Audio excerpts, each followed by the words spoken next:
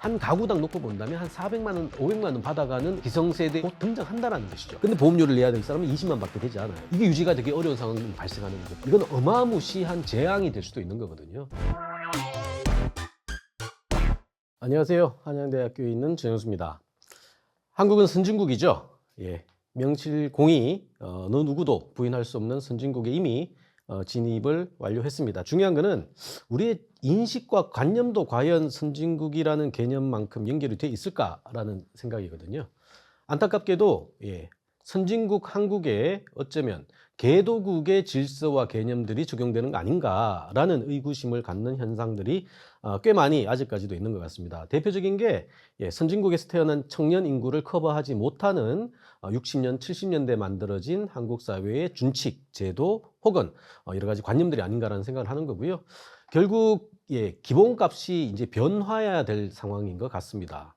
디폴트에 대한 재구성의 이슈이고요. 그것이 이제 구조개혁이라는 단어로 얘기가 될 것 같은데, 그렇지 않은 이상 0.6, 0.7까지 떨어진 청년 인구의 이 비명소리 혹은 이 저항을 하지 못하는 상황이 될 것 같아요. 결국 뭐냐면 상식이 달라졌는데 우리의 제도는 너무 그대로인 거 아니냐라는 것이죠. 결국 상식과 제도 안에 발생하는 미스매칭의 크기가 한국 사회에 발생하는 각종의 불편 혹은 불안, 불만으로 연결되는 것 같아요.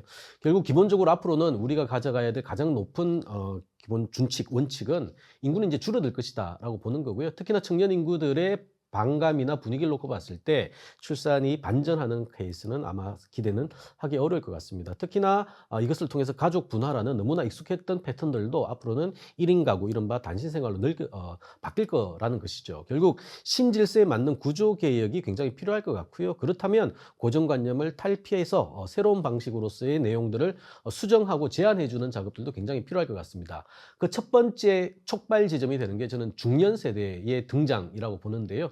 지금 현재 중년 세대 같은 경우에는 봉양을 해야 될 부모 세대를 경험을 했고요. 선진국에서 태어난 자녀 세대들을 같이 가고 있습니다. 소위 이제 1세대와 3세대 사이에 껴있는 중년의 등장들이 저는 굉장히 유의미하다고 보는데, 왜냐하면 기본적으로 과거에는 없었던 새로운 중년의 출현이 시작됐기 때문이죠.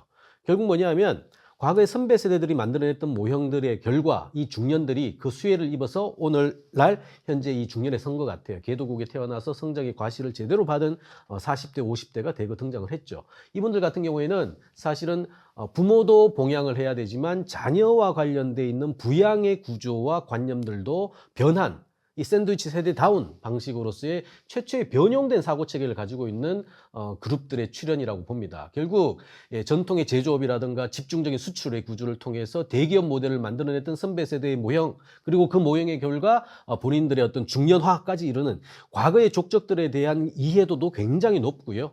반면에 이게 더는 유지하기 힘들어서 젊은 친구들이 출산을 하지 않고 결혼을 하지 않고 연애를 하지 않는 이 새로운 패턴들에 대한 이해와 배려도 일정 부분 가지고 있는 최초의 중년 그룹들이 등장을 하기 시작했다는 것이죠. 그렇다면 어쩌면 한국 사회의 미래는 이 중년들이 어떤 방향성을 가지고 어떤 식의 변형을 흡수하느냐에 따라 가지고 윗세대와 아랫세대를 연결하는 무난한 방식으로서의 새로운 모형들을 만들어내는 굉장히 중요한 출발이 될 수도 있다는 것이죠. 결국 한국 사회가 앞으로 가야 될 첨단 제조 혹은 다변화된 수출 구조 혹은 강소기업 혹은 서비스라든가 내수나 유니콘 같은 새로운 성장의 모형들에 대한 임무, 미션도 중년 인구로부터 사실은 출발할 수밖에 없고, 이 구조를 잘 만들어낼 때 뒤따라오는 후속 세대들도 한국 사회의 주력 모델에 편승해서 미래에 대한 확신을 가지고 미래의 편익을 위해서 현재의 고통을 감내하는 유형들을 채택할 수 있다는 것이죠.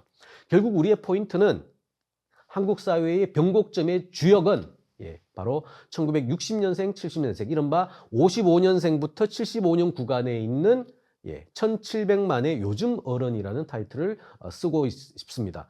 자, 참고로 이 집단이 지금 현재 44세에서 64세 정도 구간에 있어요.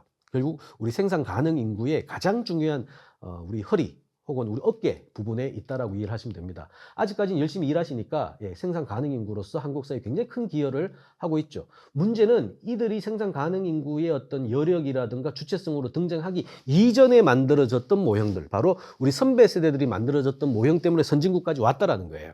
우리가 가야 될 미션, 그러니까 1,700만의 중년이 가져가야 될 새로운 미션은 이 미션을 그대로 받아서 지속 가능한 노동이 줄어들어도 부가가치가 늘어날 수 있는 새로운 모형들에 대한 첫 번째 미션이 바로 요즘 어른들에게 주어졌다고 놓고 보는 건데요. 그게 아마도 X세대로 가름되는 새로운 중년들이 가야 될 길이 아니냐라는 생각을 하고 있습니다.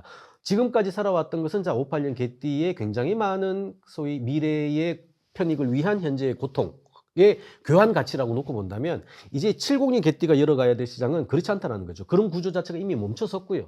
한국을 지금까지 만들어냈던 수출 주도형의 소위 제조 재벌 형태의 구조는 이제 끝이 났고 그 다음 단계로 넘어가는 것들이 굉장히 중요합니다.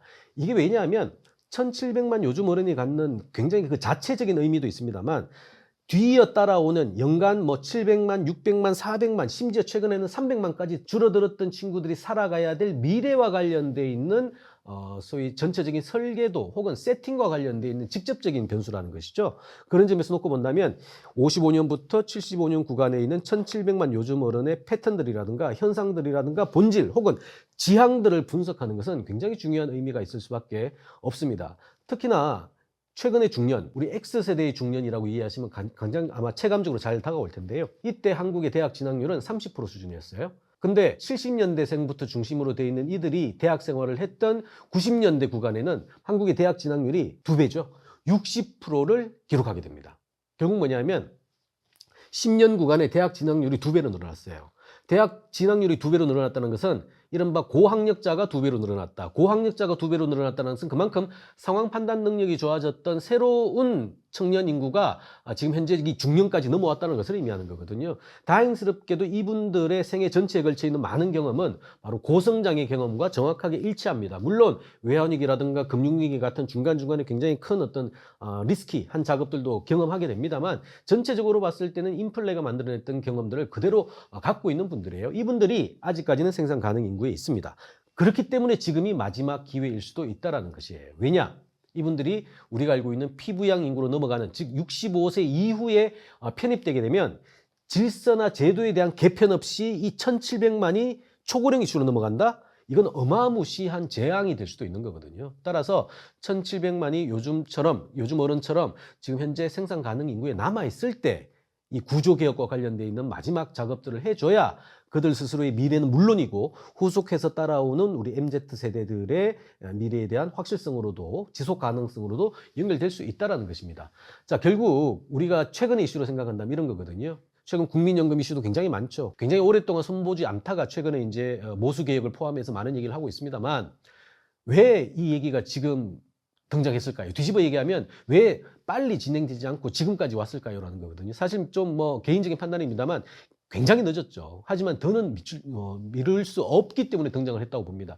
가장 상징적인 게 바로 58년 개띠가 작년 기준으로 드디어 지하철을 공짜로 타기 시작했어요. 즉 생산 가능 인구에서 열심히 조세 납부의 의무를 가지고 있다가 65세가 됐다는 이유만으로 피부양 인구로 넘어가게 됩니다. 굉장히 위험한 상황이거든요. 80만이 열심히 일하다가 세금을 냈는데 어느 순간부터 80만이 사회 복지를 수급하는 연령대로 바뀐 거예요.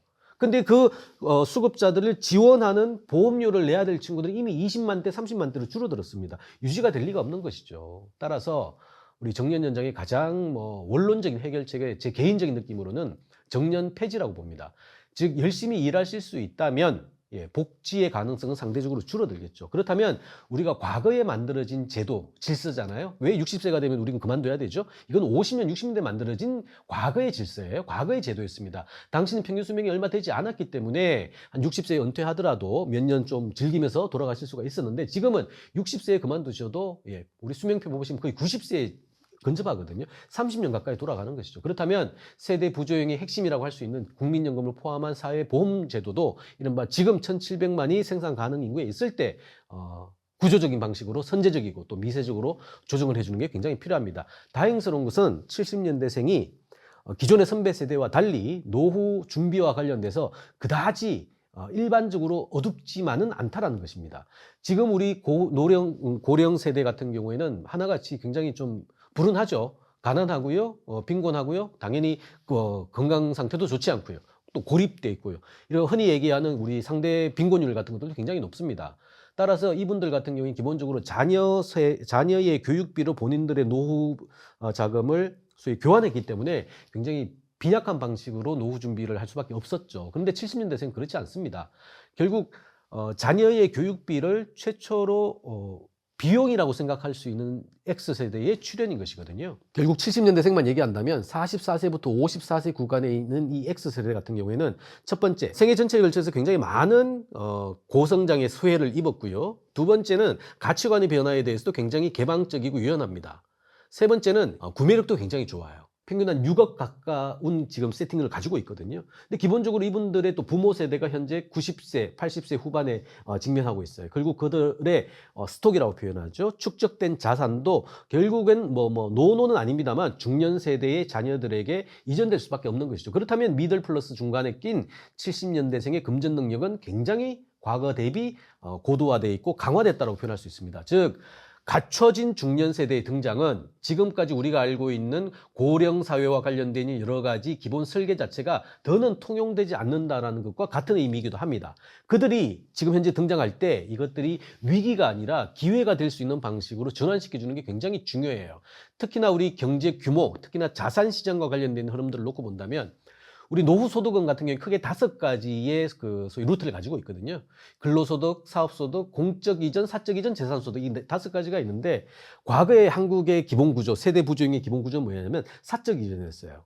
우리가 지금 초고령 사회, 시니어 시장이 된다 안 된다 이런 얘기 굉장히 오랫동안 많이 했습니다만 지금까지 굉장히 어두웠습니다. 시니어 산업은 사실은 존재하기도 어렵고요. 존재하기도 힘든 상황이었었어요. 왜냐하면 의료와 간병과 관련된 이슈, 즉 아파야지 구매하는 시장이었거든요.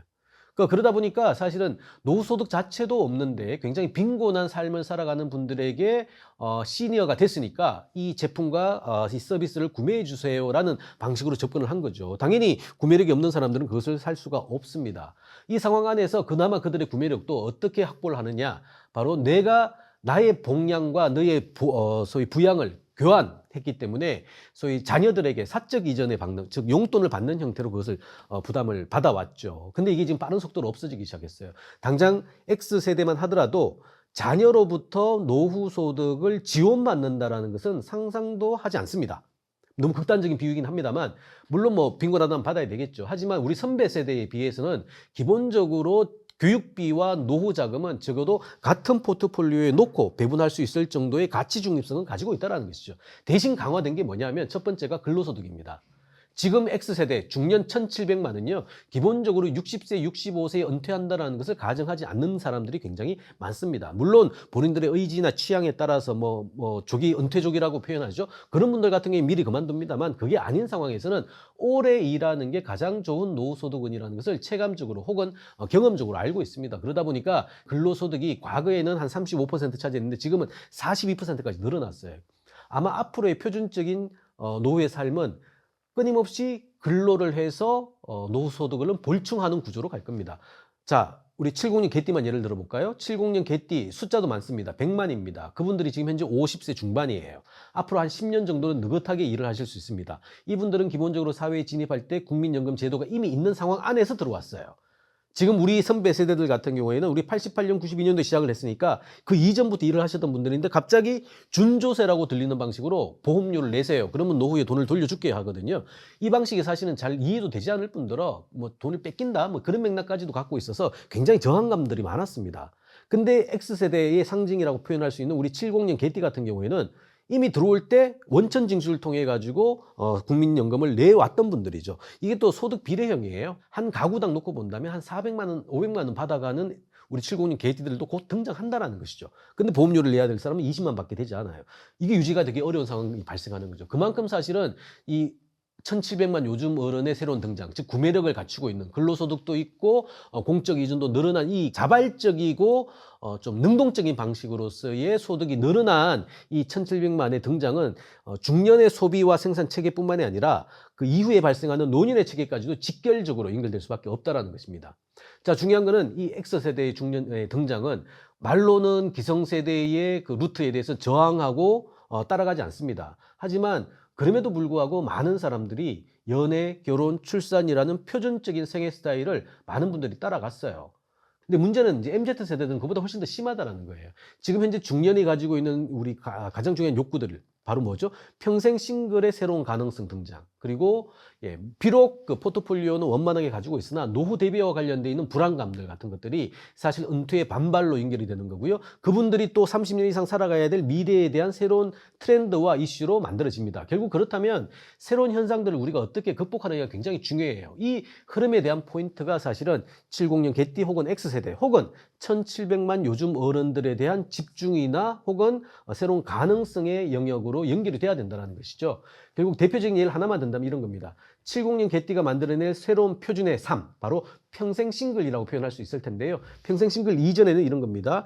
기본적으로 선진사회가 됐을 때는 우리가 중립화가 되죠. 중립화가 될 때는 남성성은 약화되고 여성성은 강화가 됩니다. 그렇다면 우리가 표준적인 4인 가족이 가지고 있는 이미지가 사실은 앞으로 굉장히 옅어질 수 있다는 것을 뜻하게 되겠죠. 결국 평생 싱글이 갖는 의미가 남성성과 여성성의 적절한 조화와 수정을 통해 가지고 결혼의 장벽을 높이고요. 생애 미혼자도 늘어날 것이고 또 그럼에도 불구하고 가족 소비를 대체할 수 있는 새로운 대안 가족의 가능성들.